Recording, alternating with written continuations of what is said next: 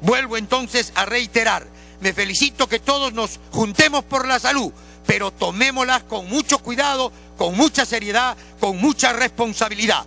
120 días que han pedido, y yo agregaría a ese proyecto de ley que se dé cuenta al Congreso de la República por cada ítem que se ha puesto.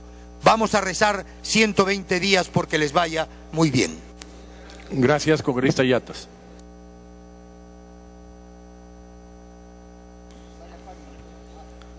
Gracias, presidente. Me pide una interrupción el congresista Molina y luego el congresista Pari. Congresista Molina. Muchas gracias, señor presidente. Simplemente quería concluir diciendo lo siguiente. Algunas expresiones fatalistas, que falta medicamentos, que falta atención, y eso no es así, señor presidente. Este gobierno ha tomado la firme decisión. Por ejemplo, en la región del Cusco, en la ciudad del Cusco, se está construyendo el hospital más moderno del país, con una inversión de más de 200 millones. Eso significa de que el presidente Ollanta Humala está cumpliendo con ese compromiso con su pueblo del sur del país. Muchas gracias, señor presidente. Puede iniciar, congresista. Presidente, también me pide el congresista Pari. Congresista Pari.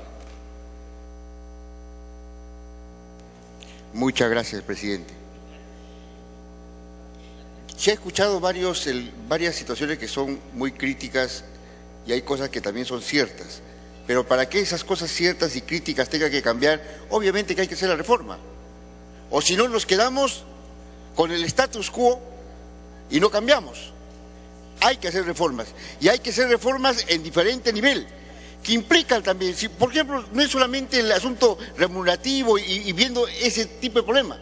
Si vemos el tema, por ejemplo, de inversión en salud, obviamente que estamos tocando temas económicos y temas que tienen que ver con iniciativa de gasto.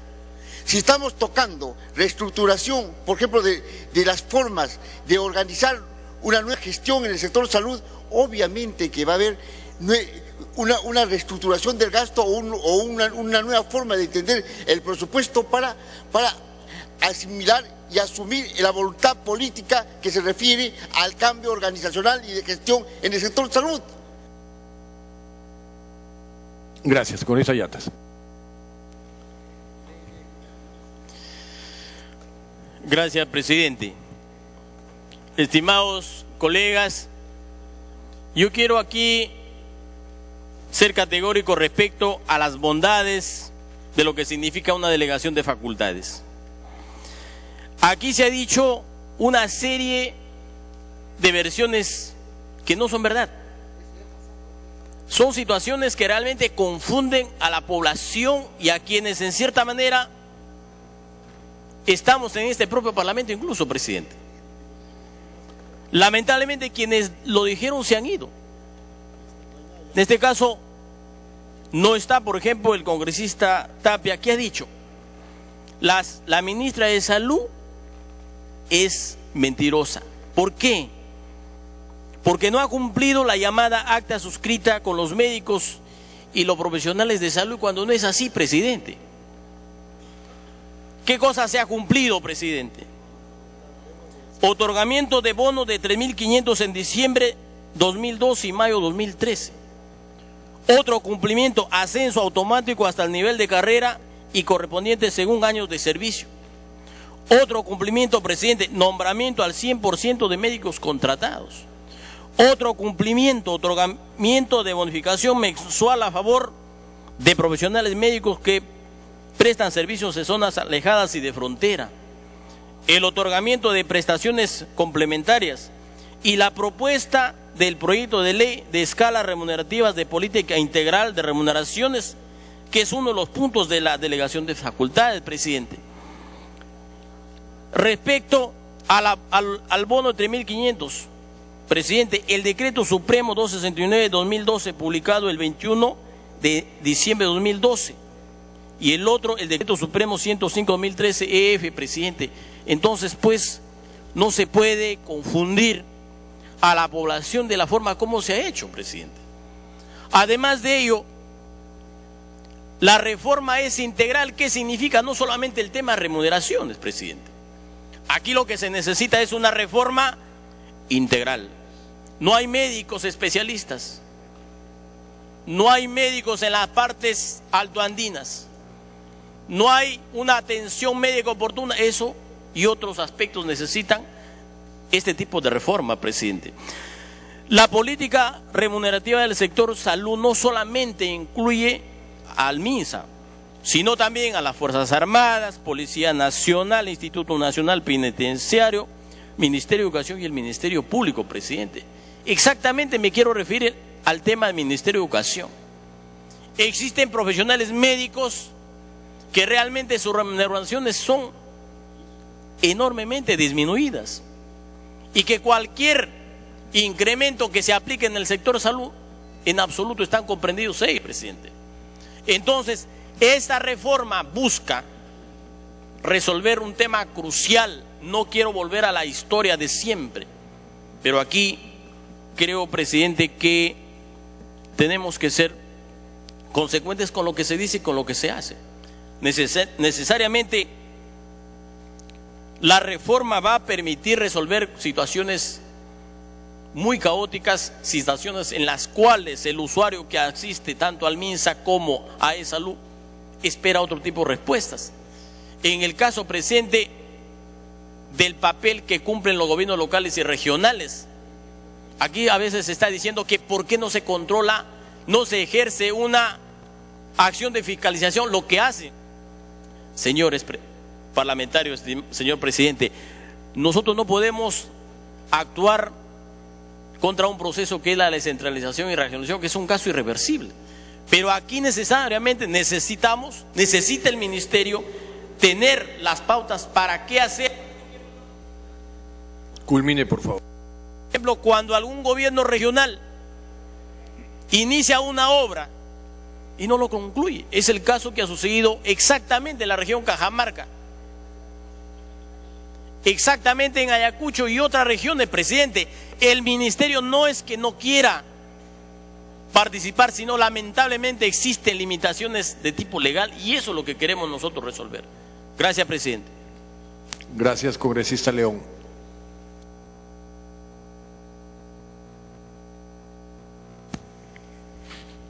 Con todo gusto. Sí, si lo Congresista permite, Tagle. señor presidente, pido interrupción. A ver si por favor la ministra de Trabajo o la ministra de Salud me digan, se está construyendo el hospital de Villa María del Triunfo y por su documentación hemos comprobado que no tiene área de oncología. Hay una planificación en función de ello cuando Rebagliate y NEM están colapsando. ¿De qué cosa estamos hablando? Nadie está en contra, pero hay que saber planificar. Entonces me gustaría, si este pedido que ya lo he hecho varias veces en la Comisión de Salud, ya lo han tomado en cuenta para que no suceda lo que ha pasado con el Hospital del Niño, que tienen que hacer una área especializada para el trasplante de médula. Gracias, vocero. Puede iniciar con esa León. Muchas gracias, presidente. Lo que tenemos que entender claramente es que a medida que hay un crecimiento poblacional en el Perú, está creciendo también y tiene la necesidad de crecer el crecimiento de cobertura en los servicios de salud, tanto del MINSA como de E-Salud. Y resulta, presidente, que hoy día la población asegurada está más o menos en el MINSA al 40% y en E-Salud al 30%. En las Fuerzas Armadas alrededor de 5%, lo que nos hace plantearnos el desafío en este Congreso y en el Ejecutivo de que tenemos un reto de cubrir 25% más para los servicios de salud en el Perú. Pero además de este crecimiento poblacional, que en el año 2021, año del Bicentenario, se plantea que este debe crecer en el caso de salud al 44% y en el caso del MINSA igualmente casi al 50%, lo que nos hace pensar que hoy tenemos que diseñar políticas para que al Bicentenario, presidente y representación nacional, tengamos coberturado casi el 100% de los servicios de salud, que es un gran anhelo del Perú y de las instituciones del Perú, que trasciende este gobierno, que va más allá de 2 o 3 gobiernos. Y estas son políticas, como dice, no será el APRA, como dice el congresista Velázquez Quesquén. Pero, señor presidente, sí tenemos que hoy día plantearnos estos desafíos. Por eso es que si no logramos hacer que este crecimiento vía recaudación, que no pasa del 3% ahora, por ejemplo, en la más eficiente que es de salud, difícilmente, señor, podríamos alcanzar este anhelado proyecto de hacer un sistema de salud en el Perú eficiente. Por eso hay necesidad de que hoy día la representación parlamentaria tome en cuenta que delegar estas facultades sí tiene la posibilidad de entregar y lograr este desafío. Por eso, señor, nuestra bancada hará los esfuerzos mayoritariamente, hará los esfuerzos, presidente, para hacer que nosotros podamos apoyar este gran desafío por el Perú. Esta gran mayoría de nuestra bancada, probablemente practicando la democracia interna, presidente, que es bueno también, con todo respeto, aceptamos que dentro de nuestra bancada alguien pueda discrepar, y lo hacemos una discrepancia en un abrazo crítico y de cariño, como esta mañana nos han jalado las orejas nuestra querida y amiga Cecilia Ataí. Me pide una interrupción la señora congresista Anicama. Gracias, congresista León. Muchas gracias, presidente. Un saludo para la ministra de Salud y la ministra de Trabajo. Señor presidente, es cierto de que estamos con el interés de poder salvar la situación de salud de nuestro país y es necesario por ello la reformulación que va a coincidir con el incremento de facultades que se van a programar a nivel del Ministerio de Salud. Por lo tanto, es concordante la necesidad de darle las facultades al Ministerio. Es verdad también que estamos en una situación proyectada a una desplanificación que viene de tiempo atrás, pero esto creo que lo hemos venido enmendando, al menos por mi despacho, llevando salud a los lugares rurales. Los invito a quienes han criticado de que la salud está en crisis, es verdad, pero ¿qué se ha hecho para enmendarla? ¿Qué se ha hecho para salvar vidas, niños? Y aprovecho esta oportunidad. Si le otorga la segunda interrupción, congresista León. Ya tiene la segunda. Culmine, por favor, unos segundos. Un segundo, dice. Gracias, presidente. Aprovecho para saludar a la ministra que me ayudó a hacer una campaña social de salud en el año pasado con Módulos Perú. Aprovecho a saludar al director del Hospital María Auxiliadora, que hizo posible salvar vidas de muchos niños de la zona sur, y así invito a todos los congresistas para que lleven salud a las zonas rurales, llevando las emergencias con asistencia de apoyo social. Creo que es lo más emergente en estos momentos. Muchas gracias. Congresista León, ¿culminó? Muchas gracias, presidente. Entonces, presidente, para redondear, hay necesidad. Aquí están los números que no nos engañan, aquí están las estadísticas y el desafío está planteado. Por lo tanto, traslado esta responsabilidad a las dos señoras ministras que tienen que ver con el sector, asimismo a la doctora Bafigo, que nos acompaña también en este hemiciclo. Pero no quería dejar pasar una gran ocasión para hacer un llamado de atención que debe comprometer inmediatamente a una acción de respuesta rápida frente a lo que está pasando en este momento en el Perú con la salud. Señor, hace unos días he visitado una prestigiosa clínica en Lima, y en ese día un famoso neumólogo me comentó que ya habían 16 casos de infectados con este virus DAH1N1 y que me dijo que podría ser que haya muchos más en otros hospitales. No se daba todavía ninguna noticia a través de los medios de comunicación de lo que está hoy día conociéndose. Y acabo de recibir, señor presidente, la última noticia. Hace pocas horas, el cuarto fallecido en la región de Junín, un joven de 22 años, según informa la Dirección Regional de Junín. Ya le permitimos, congresista León, congresista Velázquez.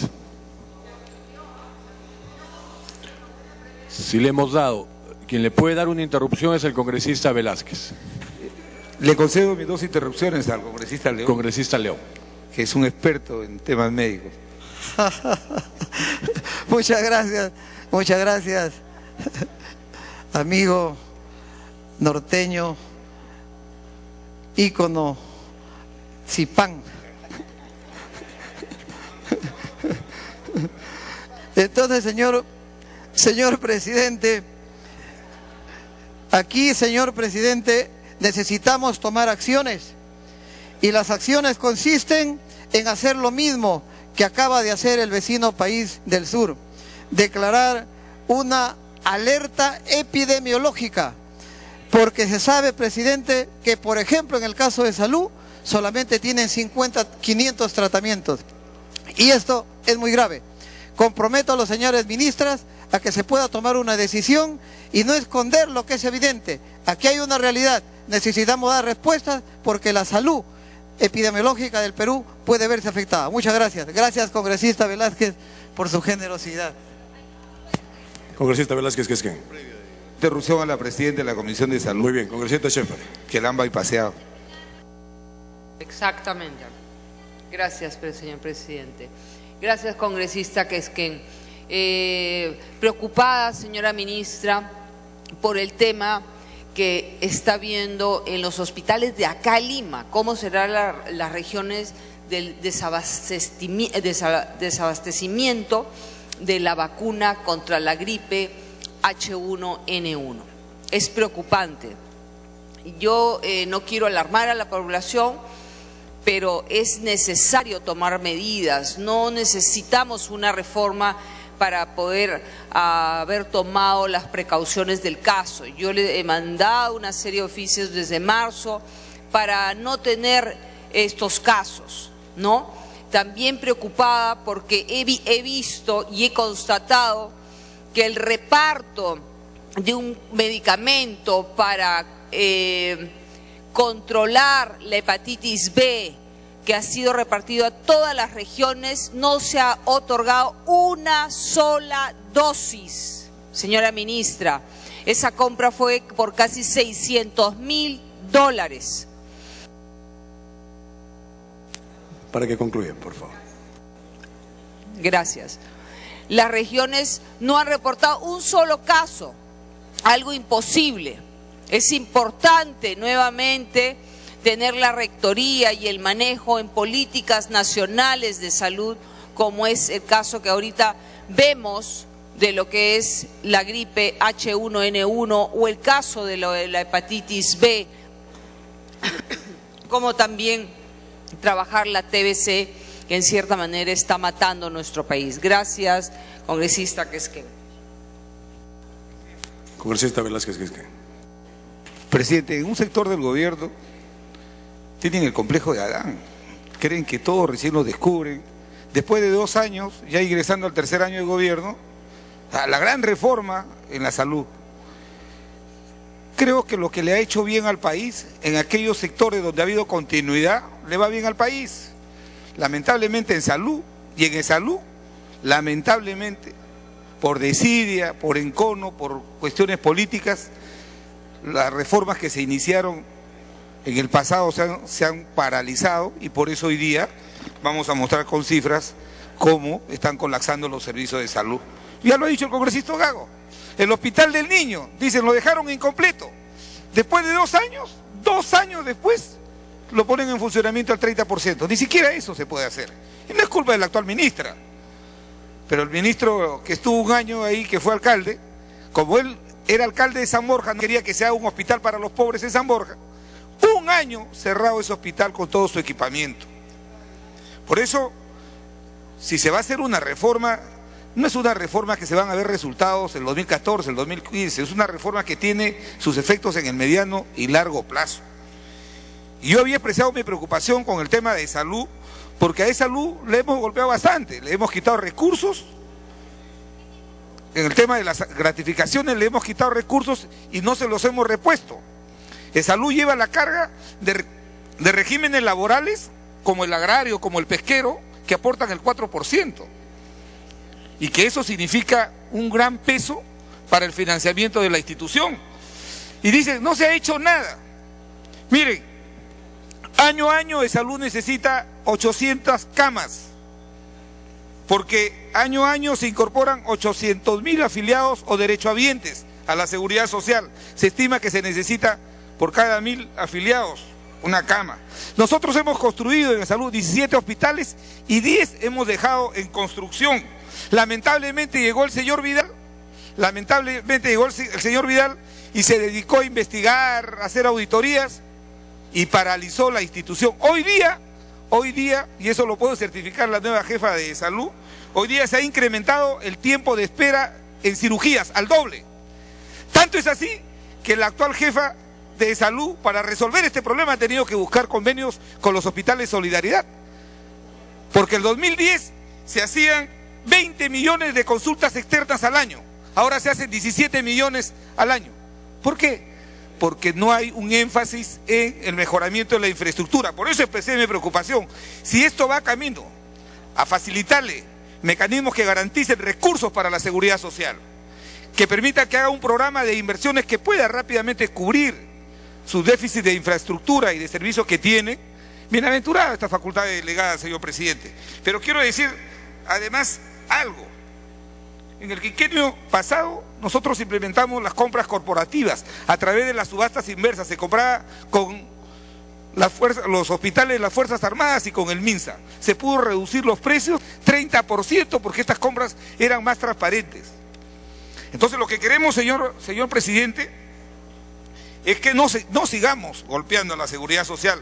Y si este conjunto de reformas va camino a potenciar esta institución, nosotros creemos, vamos a hacer un acto de fe, pero queremos que de esto rindan cuentas, porque como bien lo ha dicho el congresista Gago, 4 veces han venido a pedir facultades delegadas y de ninguna de ellas han venido a explicar cuáles son los resultados. Hay 10 hospitales de salud que están en construcción, que el señor Vidal la dejó ahí, la paralizó. El hospital Víctor Raúl. Dale tiempo para concluir. El Nuevo Almenara, en Abancay, en Cerro de Pasco, en Chanchamayo, en Tarapoto, en Villa María, en el Callao. No solamente se necesitan más hospitales, se necesitan unidades básicas de atención primaria. Nosotros hicimos 100. ¿Cuántas va haciendo este gobierno? Entonces, señor presidente, ha sido un boomerang. Después de 2 años, que todavía en la Comisión de Fiscalización están investigando a salud, podemos mostrar 27 hospitales se dejaron, 17 entregados. Y algunos dicen, faltó equipamiento, ya han pasado 2 años y se siguen quejando. Entonces, señor presidente, creo que hay que acotar solamente bien las facultades delegadas referidas al tema del fortalecimiento del financiamiento de salud, porque esos son servicios que se financian con los recursos de los trabajadores. Y si se necesita reformular y replantear el sistema de aportes, es muy importante para darle mayor financiamiento a la seguridad social.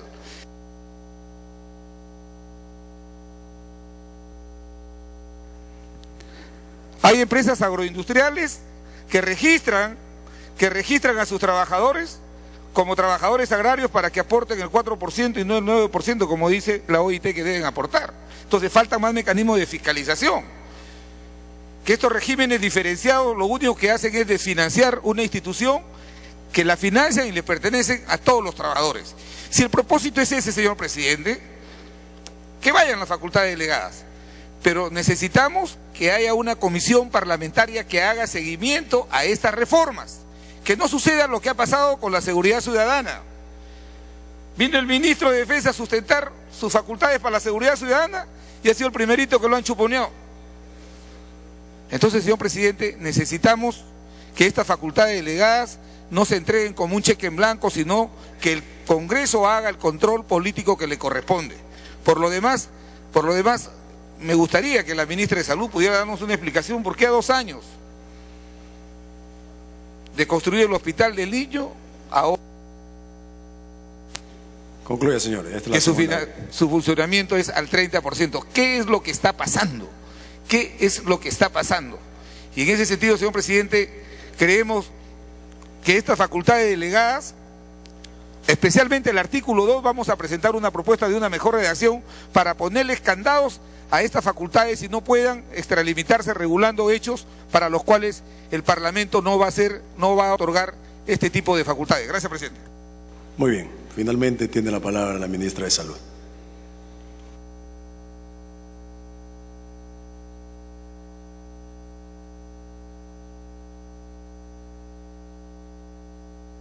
Ministra, disculpa, faltaba la congresista Marisol Espinosa antes de... Congresista Marisol Espinosa. Gracias, presidente. Presidente, uno de los mayores problemas, me pide una interrupción el congresista Paz. Congresista Paz. Ya. Gracias, señor presidente. Esta noche han sido invitadas nuestras 2 ministras para que nos expliquen fundamentalmente sobre esta reforma educativa, esta reforma de salud. Sin embargo, casi la mayoría de los congresistas vienen tocando el problema de salud, que muchas veces se desconoce, señor. Por ejemplo, en Arequipa se va a invertir 200 millones de soles en el hospital regional para la hemodiálisis. Se han determinado ya los estudios primarios para el hospital de Caballa. Asimismo, también están en tratativas para un convenio entre la Universidad Nacional San Agustín, que tiene un local amplio que no está siendo usado y va a ser implementado por Salud. Esa es la preocupación. No es que haya descuido, sino que son situaciones que hay que tomarlas de carácter urgente. Por eso es que invocamos la comprensión. Me alegra ya la posición, por ejemplo, de nuestro colega Velázquez. Eso es comprender, eso es entender.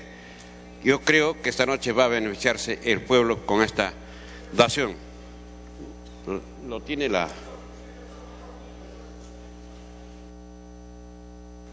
Congresista Espinosa, inicie. Me había solicitado una interrupción la congresista Alcorta y el congresista Velázquez. Con el congresista Alcorta terminamos. El congresista Velázquez sabe que son 2.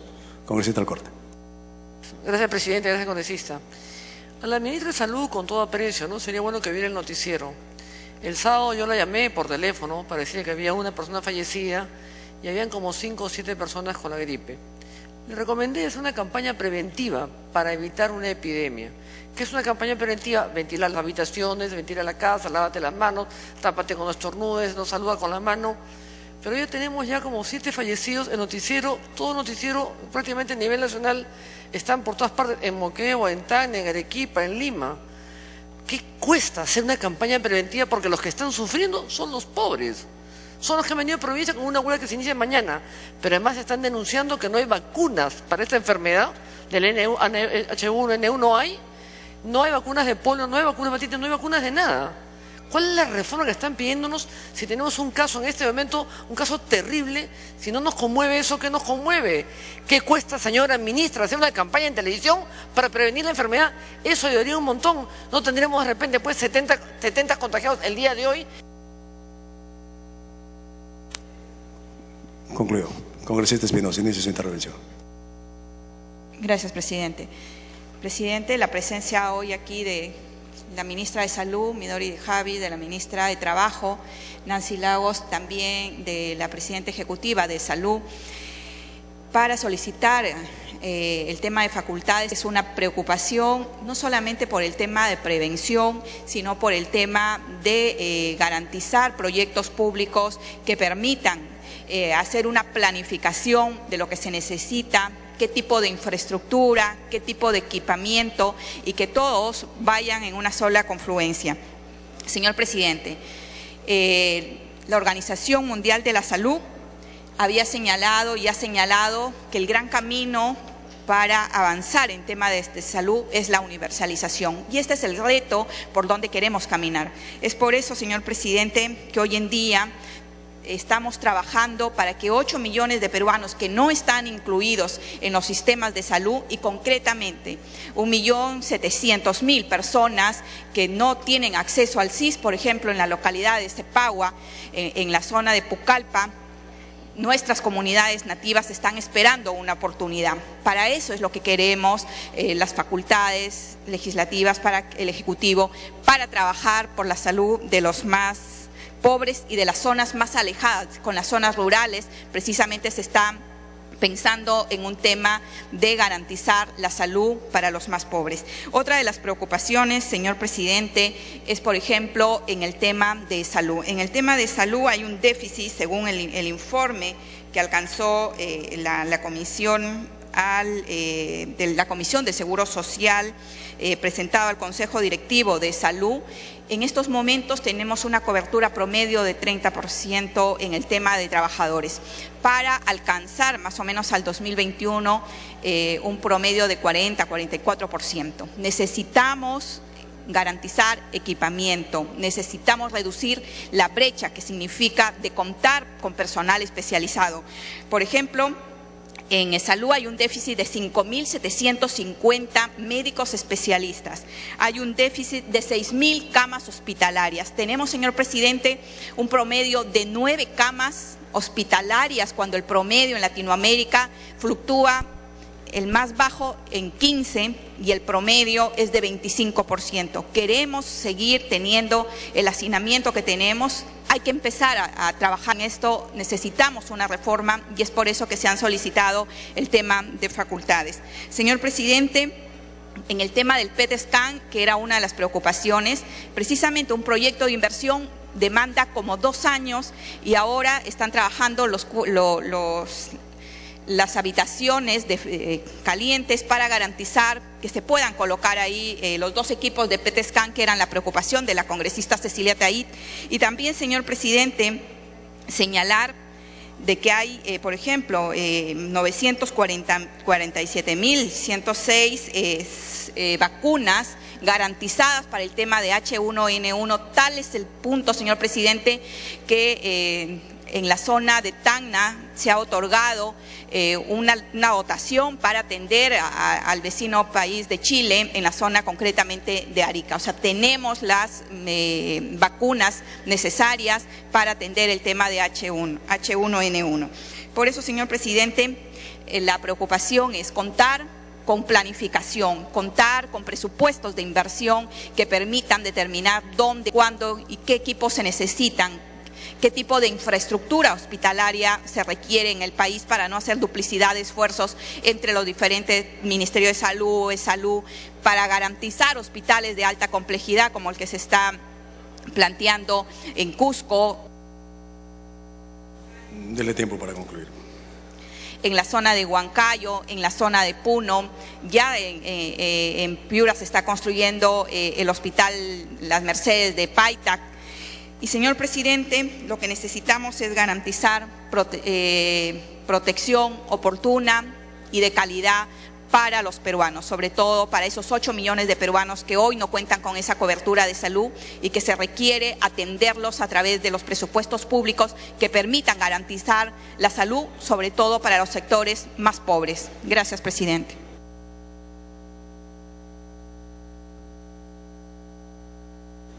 Bien, concluyó la congresista Espinosa. El congresista Velázquez, ¿quién quería precisar algo, creo, antes de dar la palabra a las ministras? Yo he conversado con el presidente de la Comisión de Presupuesto y le he pedido que en el tema de la precisión de las facultades, conociendo cómo es el Ministerio de Economía, incorpore a los médicos legistas, con un texto que le vamos a alcanzar. Y segundo también, que también se establezca el cronograma para el nombramiento del personal no médico del MINSA, de todas las regiones. Gracias, presidente. Muy bien, ministra de Salud, tiene la palabra.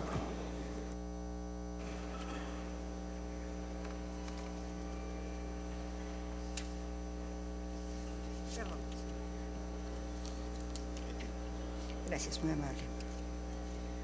Quiero comenzar por desmentir de la forma más tajante posible que no hay abastecimiento de vacunas.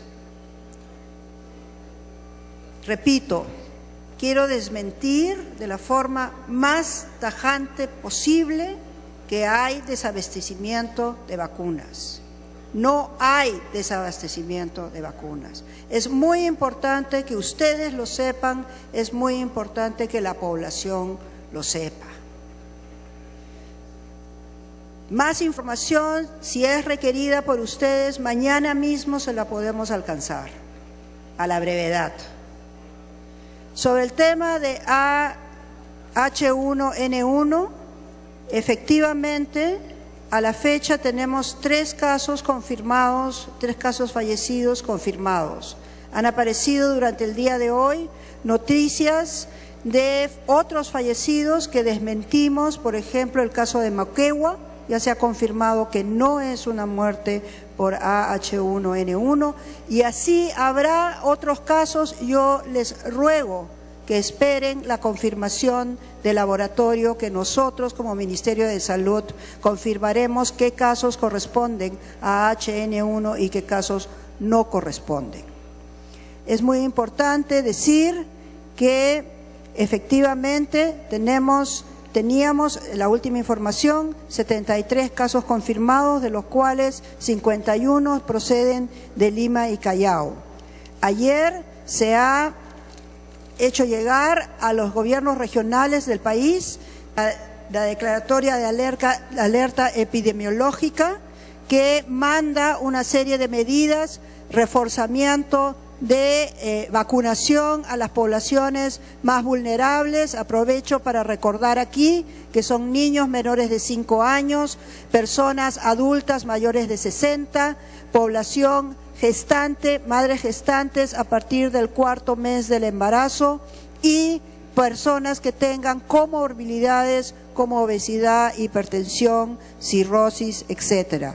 Cabe recalcar que los 3 lamentables fallecidos que tenemos han sido justamente pacientes con una situación de salud comprometida por una serie de comorbilidades que los han hecho más propensos a este fatal desenlace. La campaña preventiva que efectivamente la congresista Lourdes Alcorta tuvo la gentileza de llamarme el fin de semana. Esa campaña se está lanzando mañana con spots y con material preventivo a ser repartido en la población a través de los servicios, y además hemos hecho una coordinación con el Ministerio de Educación para entrar fuertemente en colaboración con los docentes y los padres de familia a difundir aún más estas medidas preventivas.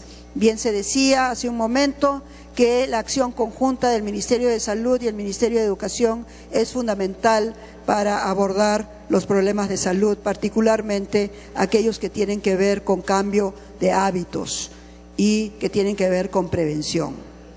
También quiero ser enfática con relación al Plan Esperanza. Yo sé que estos no son temas propios de la delegación, pero han sido mencionados y requiero su paciencia para la información que les quiero brindar. El Plan Esperanza es un plan, como ustedes saben, que tiene un pilar preventivo muy importante y de detección temprana.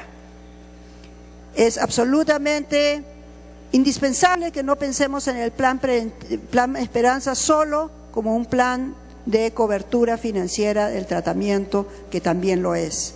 Pero el pilar más importante, como ha sido mencionado en diversas oportunidades, es la capacidad que tengamos que desarrollar lo más rápidamente posible para una detección temprana y por lo tanto a brindar la esperanza de una recuperación plena a estos pacientes cuya enfermedad se detecte en estadios tempranos.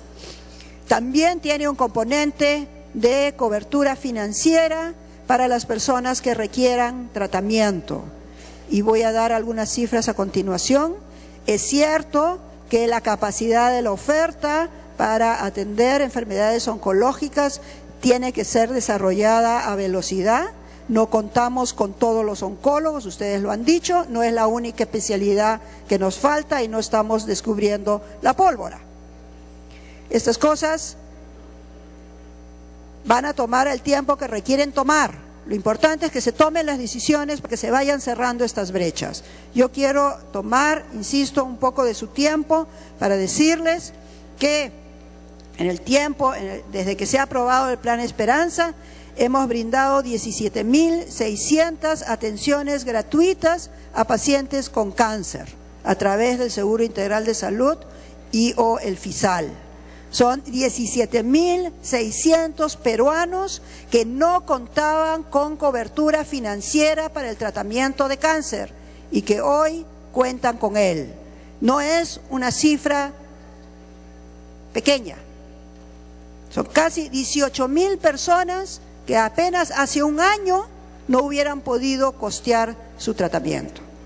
¿Hay que mejorar? Por supuesto, muchísima oportunidad de mejora hay, muchísimas deficiencias tenemos que enfrentar, pero vamos avanzando en extender también 16 trasplantes de médula ósea se han realizado en estos breves meses, 10 trasplantes autólogos, 3 trasplantes halogénicos emparentados, 3 trasplantes halogénicos no emparentados, estos últimos haciendo un gran esfuerzo, no digo el Ministerio de Salud, no digo el CIS, un gran esfuerzo de la sociedad peruana para destinar recursos para poder enviar a pequeños niños a través de un contrato suscrito por el FISAL y la Universidad de Jackson Memorial de Miami, que debo reconocer que también se debe al impulso de este Congreso,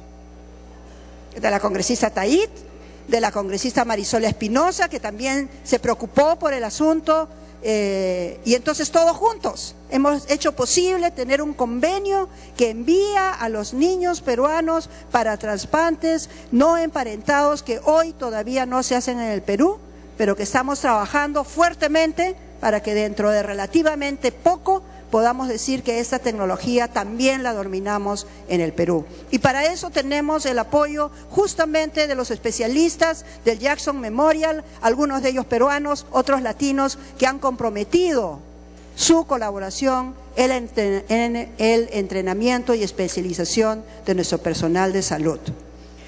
Hemos hecho 656.000 tamizajes, personas tamizadas a nivel nacional. 22.000 mujeres con mamografía, 593.000 panicolaos, 11.000 endoscopías altas, en fin, hay una serie de cifras que nos indican que estamos avanzando en el tamizaje, que es efectivamente una de las cosas más importantes. Casi 120.000 familias evaluadas para riesgo de cáncer y 4.300.000 personas atendidas en prevención de cáncer en 25 regiones. ¿Por qué hemos podido fortalecer nuestra capacidad de detección temprana y estamos lanzando estos programas o estas actividades, intervenciones preventivas? Porque hemos tenido un proceso de capacitación, hemos iniciado un proceso de capacitación sumamente dinámico. Un diplomado latinoamericano de cáncer que al final del año nos va a redituar 1.500 profesionales de todas las regiones del Perú capacitados en el cáncer de la mujer. Esto ha sido hecho en colaboración con la Fundación SLIM, con absoluta certificación de los mejores centros educativos en cáncer de la mujer del mundo.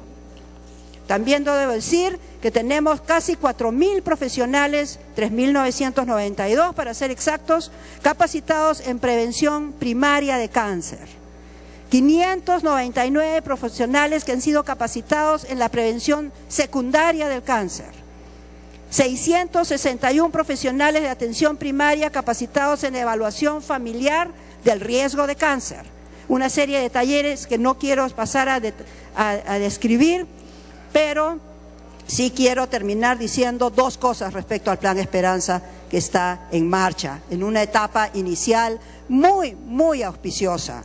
Primero, que tenemos una comisión sectorial de implementación del Plan Esperanza. Ustedes que reclaman con justa razón la fragmentación del sistema, podemos, creo, todos estar satisfechos de que esta comisión involucra a Ministerio de Salud, organismos públicos descentralizados, representantes de salud, sanidades de la Marina, el Ejército, la aviación, la Policía Nacional, el Instituto Peruano de Energía Nuclear.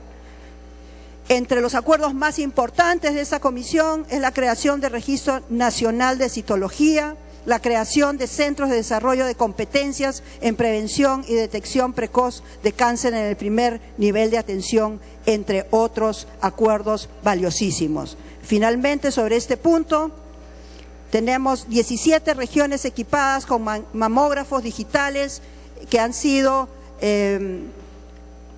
trabajados de mano a mano con el propio INEN para la asistencia técnica, y 25 regiones equipadas con colposcopías y equipo de crioterapia. Vamos avanzando tanto en la generación de capacidades, recursos humanos capacitados en prevención primaria, y también vamos avanzando en la dotación del equipamiento. Tenemos que reforzar la velocidad en la cual podemos formar oncólogos, ciertamente, y en esa línea estamos. Hemos ampliado sustancialmente, en general de los especialistas, el número de plazas de residentado este año, y apoyamos sin reservas, como ha sido oficializado por cartas, el proyecto de ley de este Congreso respecto al residentado médico. Hemos remitido una carta al presidente del Congreso reforzando, enfatizando nuestro apoyo y nuestro deseo que esta ley sea debatida a la brevedad posible, porque es una ley generada en el Congreso que nos ayudará a formar más rápidamente y más en línea con la política a los recursos humanos especializados que requiere el país. Quiero tocar el tema de la materia que nos ha traído el día de hoy. Quiero tal vez hacer algunos énfasis, si es que no me he dejado de entender como hubiera deseado. Es cierto, y ustedes lo han dicho de diferentes maneras, que el sector salud es un sector altamente complejo. Y esa complejidad se refleja en opiniones y posiciones de ustedes congresistas. Unos nos dicen lo que nos están pidiendo como delegación de facultades es excesivamente amplio. Otros nos dicen tiene insuficiente alcance. Y probablemente ambas cosas sean verdad. Pero creo que eso refleja justamente la complejidad del sector. ¿Cuál es nuestra posición sobre esto? Estos 6 puntos que estamos trayendo aquí, estos 6 ítems de delegación de facultades, no van a resolver todos los problemas que tiene el sector salud. Muchos de estos problemas no requieren leyes. Muchos de estos problemas requieren normas de otro nivel jerárquico y decisiones, y gestión, y tiempo, y políticas. Entonces, no todo lo que se requiere hacer en el sector requiere una ley, en primer lugar. En segundo lugar,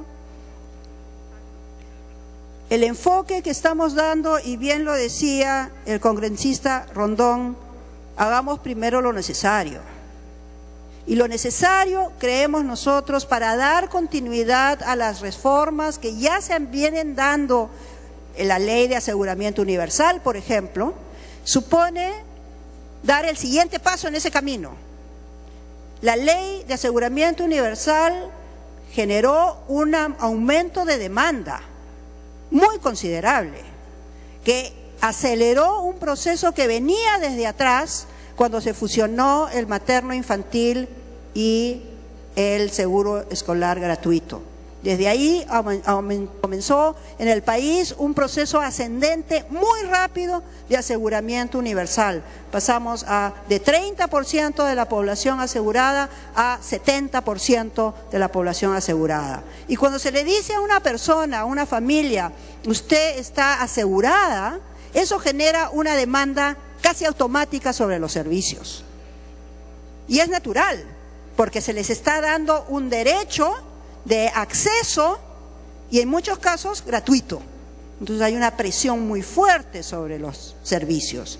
Esa presión que vemos hoy, que se traduce en todo lo que ustedes han dicho, de falta de horas médicos, de hacinamiento, de colas, en fin, todo lo que ustedes han dicho, no lo voy a repetir, es producto de esa ampliación de demanda que hemos tenido, porque es una ampliación de derechos. Y está bien, pero si no actuamos sobre la oferta, esos derechos no son derechos, son frustraciones. Frustraciones de no encontrar al doctor, frustraciones de no encontrar la cama, frustraciones de tener que ir temprano, frustraciones de la postergación de la intervención quirúrgica, frustraciones del maltrato, etcétera. Esta delegación de facultades no pretende resolver todos los problemas del sistema de salud, pretende enfrentar lo necesario en términos de cierre de brechas de oferta. Para cerrar la brecha de oferta, la primera pregunta que nos tenemos que hacer es ¿de qué tipo de oferta? ¿De la oferta centrada en el hospital? ¿De la oferta que no está centrada en prevención, promoción y resolver el 75% de los problemas de salud que se pueden resolver en un nivel primario y secundario? Entonces, la primera cosa que esta delegación de facultades propone es que trabajemos fuertemente en cerrar la brecha, pero en el nivel primario y secundario, porque eso va a ser sostenible en nuestro sistema. Y por eso tenemos la propuesta de trabajar la organización y la gestión de las redes integradas. Pero para eso se necesita cerrar la brecha de infraestructura. Para eso se necesita cerrar la brecha de recursos humanos. La brecha de infraestructura se requiere cerrar con una política sostenida y con el financiamiento.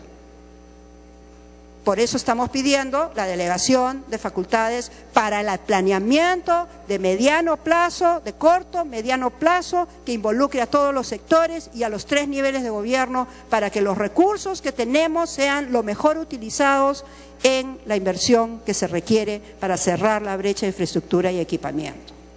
Y también necesitamos, aún más importante que infraestructura y equipamiento, necesitamos cerrar la brecha de recursos humanos. ¿Vamos a cerrar la brecha de recursos humanos con las remuneraciones que tenemos? ¿Vamos a cerrar la brecha de motivación y de compromiso de nuestros recursos humanos con su trabajo y con el país, con el nivel de remuneraciones que tenemos hoy? No.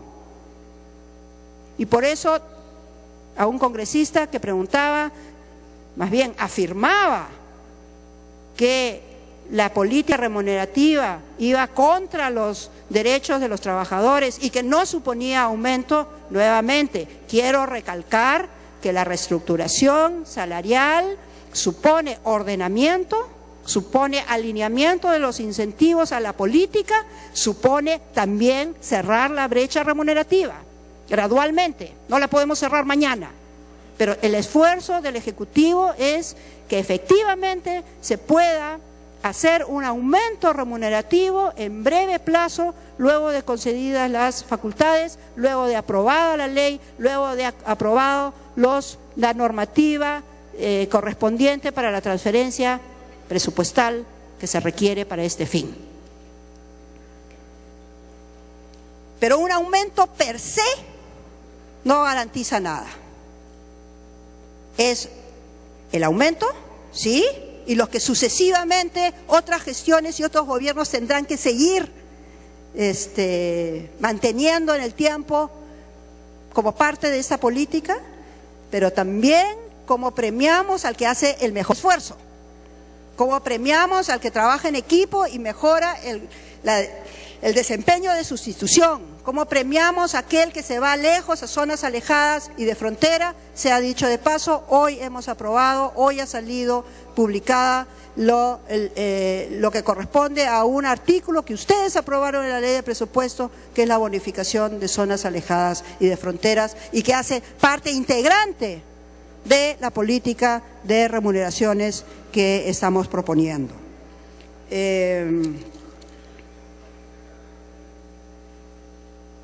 Me parece importante decir, porque ha habido preguntas también respecto a este asunto de la ampliación de la cobertura de protección financiera. Lo que estamos diciendo es simple. Tenemos aún población pobre a la que no estamos pudiendo cubrir por una serie de problemas que son básicamente administrativos, porque no podemos acreditar su DNI, no podemos acreditar su condición de pobreza. Eso lo queremos levantar y lo queremos levantar rápidamente. Si efectivamente podemos retener personal en zonas alejadas y de frontera, entonces debemos extender el aseguramiento lo más rápidamente posible justamente a estas poblaciones. ¿Y por qué necesitamos una reestructuración del Ministerio de Salud? Y ustedes lo han dicho. Necesitamos tener un Ministerio de Salud fortalecido, que haga políticas, que evalúe esas políticas, que aprenda a corregir los errores que seguramente vamos a cometer y se van a seguir cometiendo por diferentes gestiones, pero es el aprendizaje de esos errores mediante la evaluación y la corrección que nos hará un mejor Ministerio de Salud. Y un Ministerio de Salud que tenga un brazo muy fuerte en el marco de la normativa sobre la descentralización, que solo pueden ser modificadas por este Congreso. En el marco de esa normativa, un brazo muy fuerte para el control de brotes, para el mejoramiento de las prioridades de salud pública en el país, muchas de las cuales ustedes han mencionado el día de hoy. Y una pregunta muy pertinente es, bueno, ¿y de qué financiamiento estamos hablando? Entiendo que la propia Comisión de Presupuesto ha presentado, el presidente de la Comisión de Presupuesto ha presentado unas cifras, yo las quiero volver a repetir. Estos son compromisos iniciales que hemos establecido dentro del Ejecutivo de apoyo a la reforma del sector salud. Estamos hablando en el 2014 de 1.200 millones, en el 2015 de 1.400 millones y en el 2016 casi 1.700 millones. Además de lo que significará orientar recursos a la inversión propiamente en función a la velocidad y a la rapidez en la cual podamos tener todos los expedientes para nuestros establecimientos estratégicos listos. Hoy estamos en un proceso muy acelerado de trabajo conjunto con los gobiernos regionales, ayudando a los gobiernos regionales y trabajando codo a codo con ellos para generar todos los perfiles en un formato simplificado que hemos logrado consensuar con